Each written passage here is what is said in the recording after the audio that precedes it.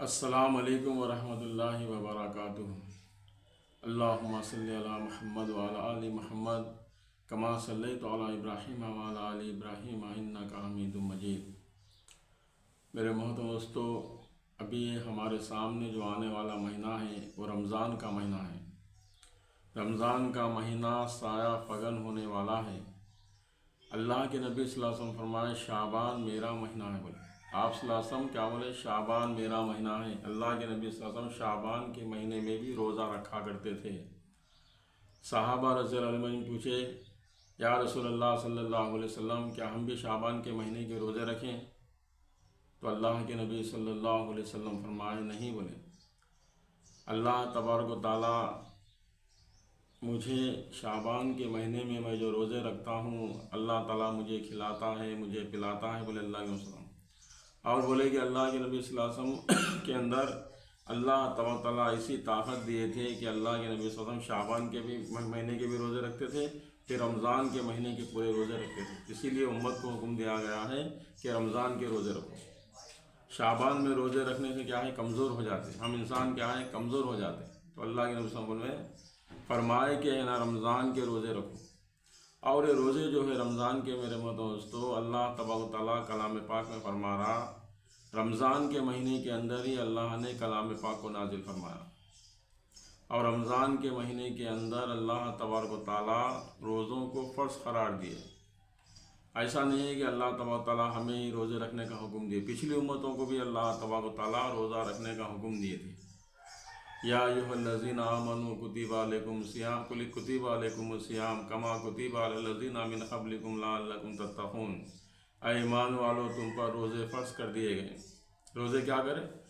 روزے فرض کر دیے گئے ہیں، جس طریقے سے پچھلی امت کے لوگوں پر بھی فرض کرے تھے اللہ پاک روزے۔ روزے اس لیے فرض کرے اللہ تبارک تعالیٰ کہ انسان لعلکم تتقون، انسان تقویٰ کا اختیار کرنے والا بنے، اللہ کا ڈر، اللہ کا خوف، پرہیزگار بنے، اللہ سے ڈرے۔ اور رمضان جو مہینہ ہے صبر کا مہینہ ہے، یہ صبر کا مہینہ ہے، غم خواری کا مہینہ ہے رمضان۔ رمضان کی بہت بڑی فضیلتیں ہیں میرے دوستو۔ ہم عام دنوں میں جو اعمال کرتے ہیں اس کا حساب کتاب فرشتے لکھتے ہیں، اس کے اعمال، انسان کے اعمال کے حساب سے فرشتے لکھتے ہیں، لیکن رمضان کے روزے جو رہتے ہیں، رمضان کے روزوں کے اندر اللہ تبارک و تعالیٰ روزے کا اجر دیں گے۔ روزہ میرے لیے ہے اور میں ہی اجر دوں گا، بولے اللہ تبارک و تعالیٰ۔ اللہ پاک ہی روزوں کا اجر دیں گے، اور ایسا اجر دیں گے اللہ تبارک و تعالیٰ، اس کے اوپر مغفرت کے وعدے ہیں اللہ کے۔ جو روزے دار ہیں اس کے منہ کی بدبو جو رہتی روزے کی حالت میں جو معدے سے نکلتی، وہ بدبو بھی اللہ تعالیٰ کو مشک کی طرح پسند ہے، جس طریقے سے انسان کو مشک پسند ہے۔ تو میرے دوستو بہت فضیلت ہے ایمان والوں کے لیے۔ اسی لیے کیا ہے، ابھی رمضان اپنے سامنے آنے والا ہے، ہم اپنے آپ کو اللہ کے سامنے اپنے گناہوں سے توبہ کریں، مانگیں اللہ سے، جو مانگنا ہے اللہ سے مانگیں، اللہ پاک ہمارے درجات کو بلند کریں گے۔ اور رمضان کا مہینہ تقویٰ اختیار کرنے کا مہینہ ہے، جھوٹ سے بچنے کا مہینہ ہے۔ روزہ صرف روزہ کھانے پینے سے رکنے کا نام ہی روزہ نہیں ہوتا، روزہ سارے جسم، سارے اعضاء کا روزہ ہوتا۔ آنکھ کا روزہ ہے، کان کا روزہ ہے، زبان کا روزہ ہے، ہاتھ کا روزہ ہے۔ روزے کی حالت میں جھوٹ نہیں بولنا ہے، روزے کی کسی کو اپنے طرف سے تکلیف نہیں ہونا، اپنے ہاتھ سے، اپنی زبان سے، اپنی آنکھوں سے غیر محرم کی طرف نظر نہیں پڑنا۔ یہ ساری چیزوں کا روزہ ہے میرے دوستوں۔ یہ نہیں ہے کہ صبح اٹھے سحری کر لیے، بس جو سو کیا ہے سحری کر لے کے سو گئے، فجر کی نماز غائب، پھر اٹھے ظہر میں، پھر ظہر کی نماز پڑھے، پھر سو۔ ایسا نہیں ہے۔ روزے کی حالت میں نمازوں کی بھی پابندی کرنا ہے، اللہ کا ذکر کرنا ہے، ذکر و اذکار کرنا ہے، حضور پاک صلی اللہ علیہ وسلم پہ درود شریف پڑھنا ہے کثرت سے۔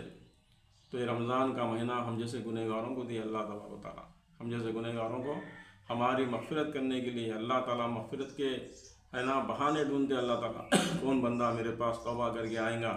اللہ کی رحمت تو ڈھونڈتے رہتے ایسے بندوں کو۔ اور اس کے اندر صبر کا مہینہ ہے، یہ یتیموں غریبوں پہ جو سو کیا ہے غم خواری کرنے کا مہینہ ہے۔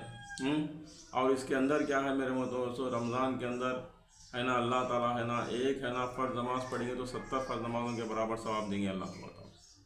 بہت بڑے جو ہے درجات ہیں رمضان کے اندر، رمضان کے مہینے کی فضیلت۔